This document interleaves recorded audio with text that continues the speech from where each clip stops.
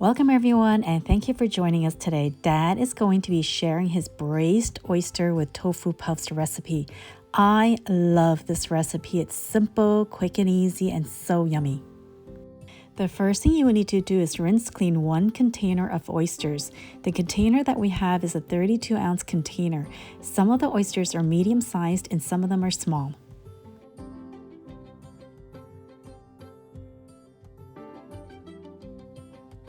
The next thing we're going to do is cut the fried tofu puffs in half. This will allow the tofu puffs to soak up that delicious sauce. For this recipe, you will need 1 stalk of green onion.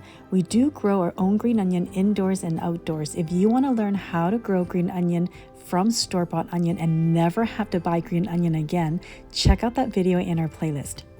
When we cook seafood, we always use garlic, ginger, and onion. For today's recipe, you're going to need 3 cloves of garlic, 8 to 10 slices of ginger, and 1 large onion.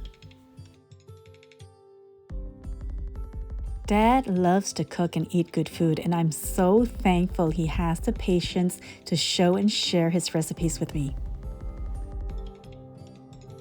Sauté the garlic and ginger with some oil in a pan on high heat. This will help release the flavor from the garlic and the ginger. Add the oysters to the pan, then you're going to add Chinese cooking wine, soy sauce, oyster sauce, and brown sugar. One of the reasons I love Chinese cooking is that you can adjust all the seasoning according to your own preferences.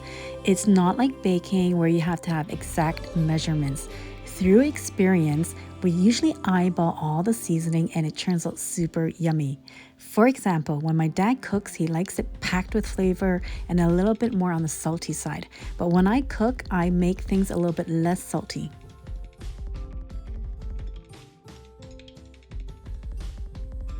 Once the oysters are thoroughly cooked and the fried tofu puffs have soaked up some of that sauce, we're going to add a cornstarch slurry to thicken up the sauce.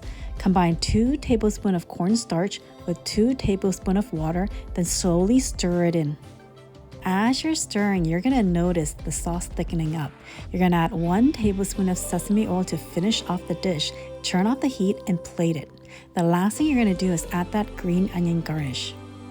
If you like this recipe, remember to give this video a like. Subscribe for more delicious recipes. Thank you for watching and see you on my next video.